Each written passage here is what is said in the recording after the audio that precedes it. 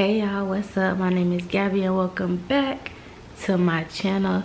Today I want to talk with y'all about self-love and how self-love and self-maintenance is not the same.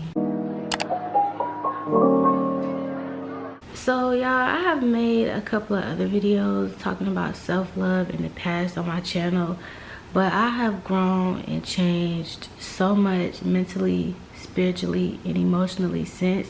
So this is something I just wanted to touch on again, but in a different way. So for me personally, I had no idea what self-love was 10 years ago. I don't think I ever even heard the term, and when it first started coming about a few years ago, more in the media, I think my idea of what it was still very skewed, and I didn't understand that until more recently. So when a lot of women tend to talk about self-love, it involves a self-care routine, like taking care of your hair, your skin, your body, the things that you put in your body to care for yourself as a woman in the best way. And I do believe that these are all forms of self-love, but it just goes so much deeper than that. I think social media has molded our minds to a point where when we think self-love, the first things we think about are self-care and self-maintenance. Like the first image that would pop up in my mind when I heard the word self-love was a beautiful, dainty woman with her hair wrapped up in a towel, those eye care pieces under their eyes, a facial mask nearby, and a candle, and y'all know what I'm saying. Just that whole ambiance, I think, has been stamped in so many of our minds of what self-love looks like. That goes more into the category of taking care of yourself, which counts, but it took a lot of hurt and pain, honestly. A lot of prayer and spending time with God and really going within and doing my own research to figure out what self-love really was. And it really clicked to me recently that there are still so many people, so many women out there who still have no idea what self-love is. And I say that because I was watching a video a couple of weeks ago. I can't remember what it was about. It honestly might have just been a little short because I have no idea what it was about. But in the comments, this woman said, "I'm so tired of the self-love journey. I just want to be loved." And I wanted to comment to her, but there was just so much I wanted to say that I could not find a way to condense it enough to make my comment short and to the point, wrapped up in love. So I just left it alone.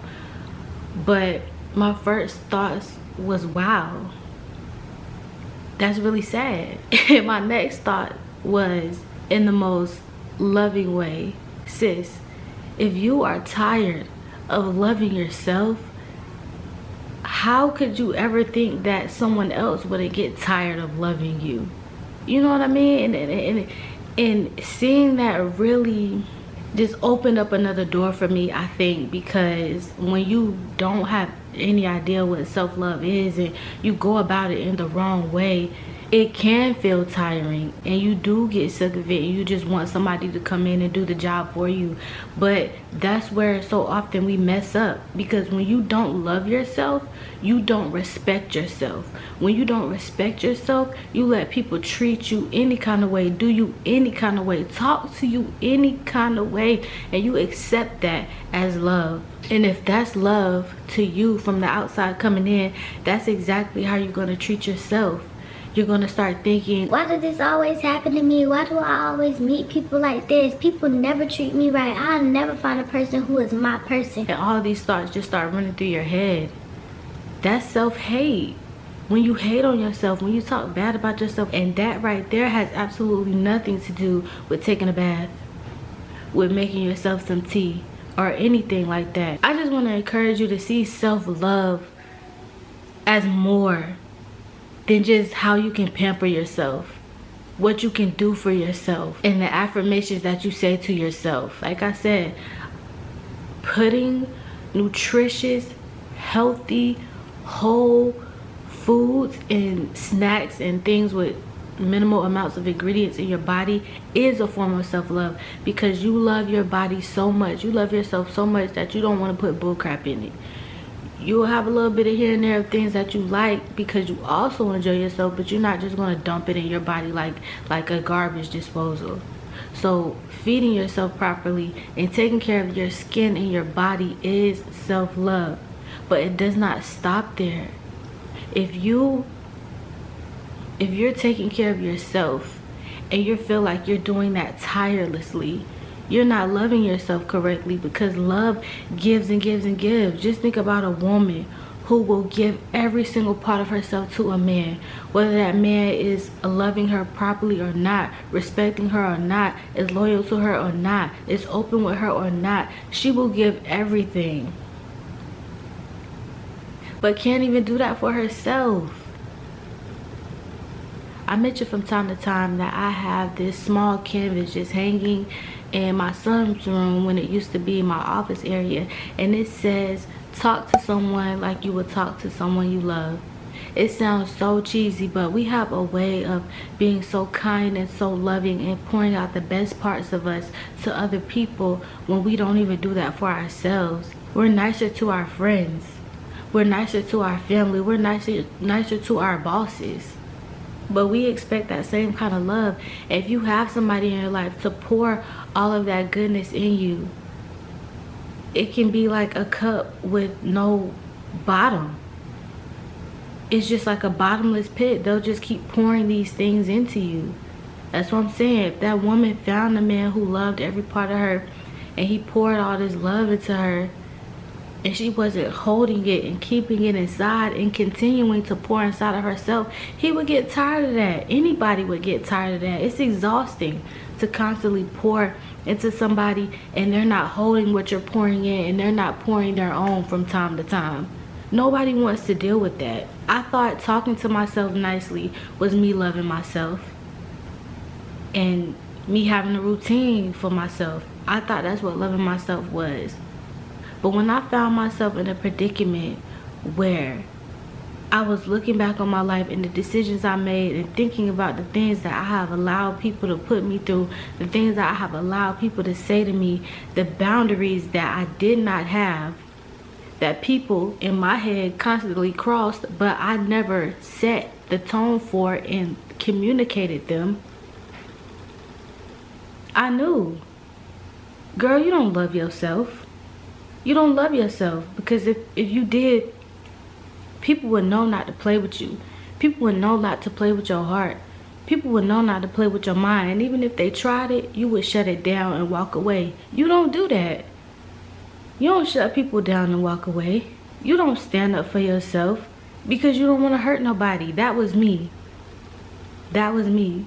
I loved and cared about people so much, especially the people closest to me, that even if they did me dirt, y'all, it would hurt me more to see them hurt than for me to hurt. It sounds so ridiculous, but that's real. Self-love is honoring yourself. It's respecting yourself. Doing all the things that you cannot see, the things that you cannot touch. Loving yourself is having the fruit of the Spirit inside you, the way you feel about yourself and what you radiate into the world. Let me find that right quick. This is the New King James Version.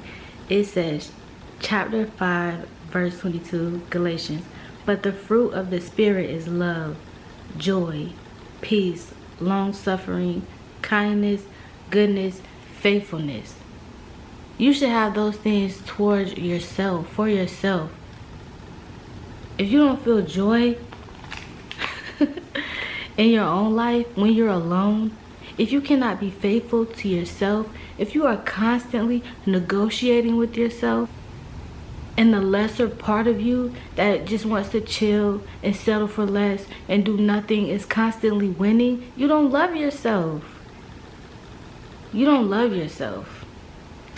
So many times we get in periods of our life where we feel like God is not there, or we don't feel connected to Him. But the Holy Spirit lives within us. It's what people call their conscience, what people call their intuition, or their gut, or when they say, I had a feeling. God is constantly trying to connect to us, even when we don't want to listen.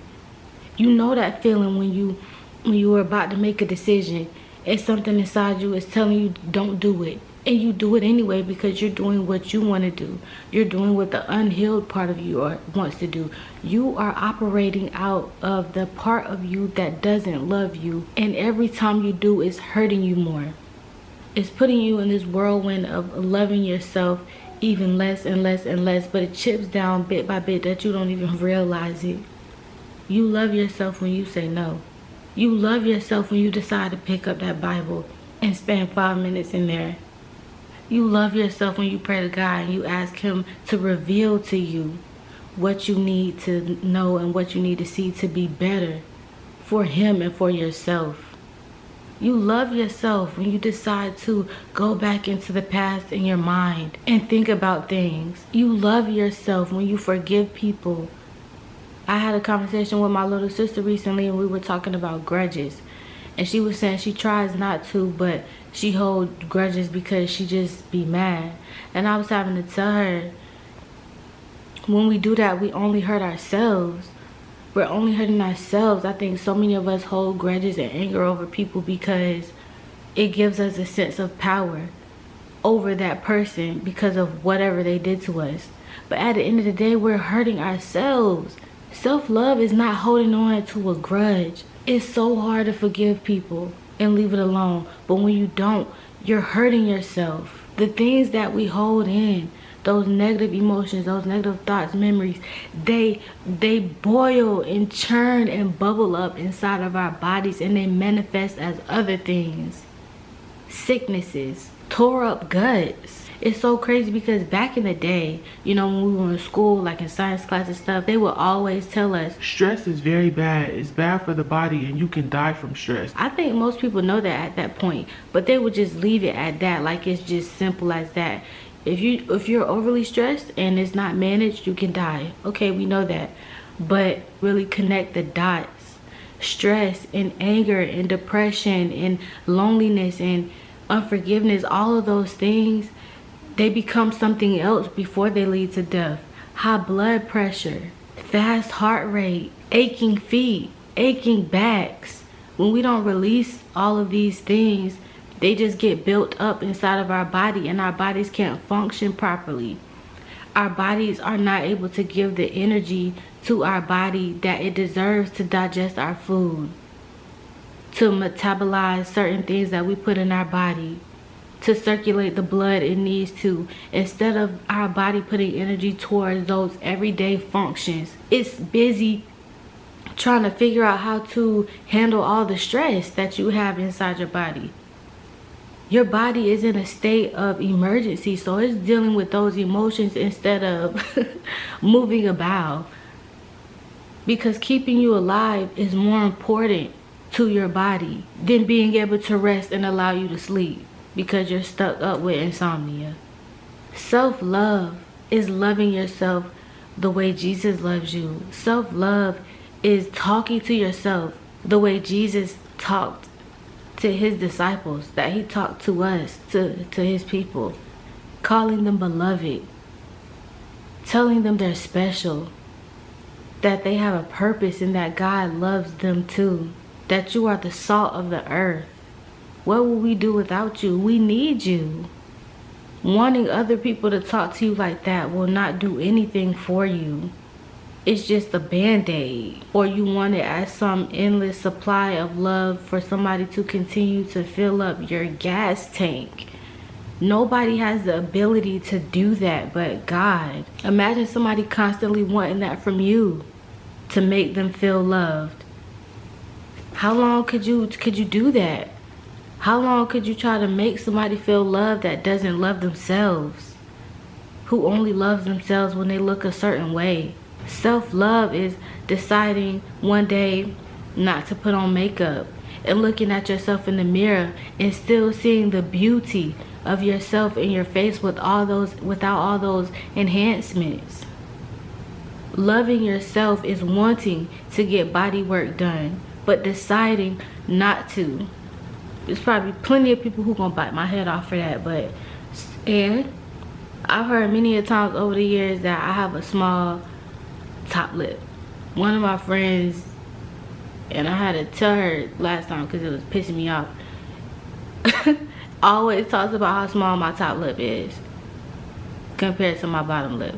And I was in a space of feeling like, man, maybe I should get a little lip fillers. And then one of my cousins had got a lip filler, and I'm like, dang, like that looks good, because it's just a trait that runs in my family, but some of my family members have lips like mine. And I'm like, oh my gosh, like that looks so good. And my cousin, I love her, she's beautiful. She looks different now, but you can see where she is flourishing in her confidence and all of that now, and that's good. I'm happy for her. But for me, yeah, I would like for my top lip to have a little bit of, you know. There's so many other things that could be wrong, that I could be struggling with. And once I grew in my self-love journey, I'm like, dang, I'm glad I didn't do that, because this is me, this is who I am, this is how God created me. And self-love is being happy with what you see when you look in the mirror, without all that extra stuff. Because regardless of who you are trying to be, you look at you at the end of the night. You are what you at the end of the night. You feel what you feel about yourself at the end of the night. We do need to take care of ourselves and our skin and our hair and our nails, and take supplements and vitamins and put good foods in, and be social and have fun and laugh and feel that sense of freedom. But none of those things mean anything if you are unhinged, if you don't know how to manage your emotions, if you don't know how to set boundaries, if you're not doing the work to heal, if you don't want to do the work to heal, if you holding grudges and hate in your heart about people, if you gossiping, talking about people, if you being two-faced. Because so many of us, so many times have been two-faced, but don't nobody want to talk about that. People talk about people constantly. How do you feel inside? That's not self-love. That's not self-love to harbor all of those negative emotions. Just like it's not self-love to walk around with dirt on your body stinking. It's not self-love to hold those negative, nasty feelings in your body either. You have to love yourself more than that other stuff. And I got to a point where I just got sick of it. Like, I just got sick of carrying all the weight. I got sick of all the lies. I got sick of all the fakery. I just got sick of it. And I told myself, you know what? If I gotta tell these people these things, if I gotta tell that person this, I'ma do it. Because I love myself more than somebody leaving me. I love myself more than somebody talking bad about me. I care about myself more than I care about how that person thinks of me. I care about myself more, and I love myself more. That's how much I cared about myself. That's how much I wanted to be free. That's how much I wanted to live my life and be happy. It takes courage. It takes grit. It takes consistency to really love yourself, because we have had so much garbage dumped into our heads by aunts and uncles and cousins and friends and enemies and bullies, by our parents. And those things have made us create this story in our own heads that we tell ourselves over and over and over again, to the point where we believe it. You can reverse that, but we talking about years of you thinking and believing something. Just like you made yourself believe that, people made you believe that, you can make yourself believe something else. But it takes work to do that. It takes self-love to do that. It takes self-love to pick up that Bible. It takes self-love to pick up that journal. It takes self-love to put down that weed, slow down on the alcohol. That stuff takes self-love. It takes self-love to tell somebody that you truly care about how you really feel. It takes self-love to know that what you say might hurt them, but you gotta be truthful. It takes self-love to admit something about yourself that you don't want to admit. I just want to invite you to see self-love as a deep internal connection, a softness and a peace that you have with yourself, how you were created, how you like to create, how you were born. And I wanna leave you with this. There's different realms of loving yourself, because the unhealed version of you and the healed version of you are two totally different people.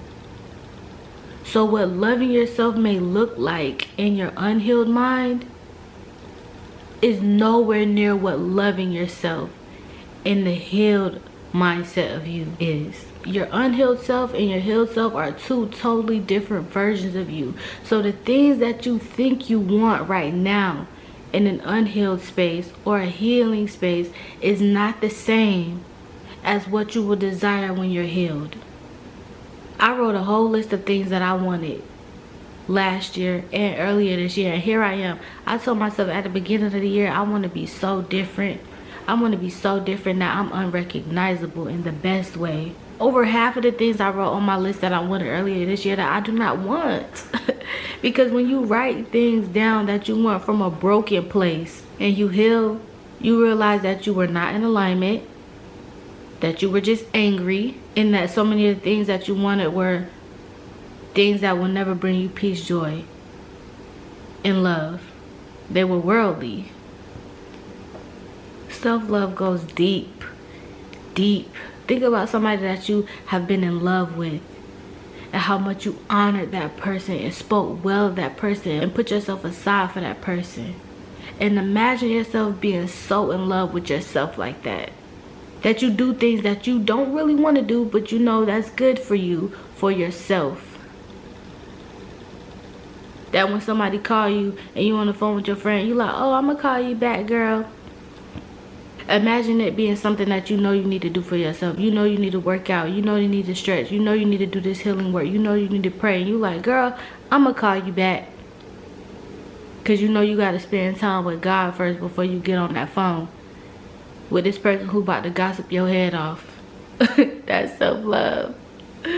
That's self-love.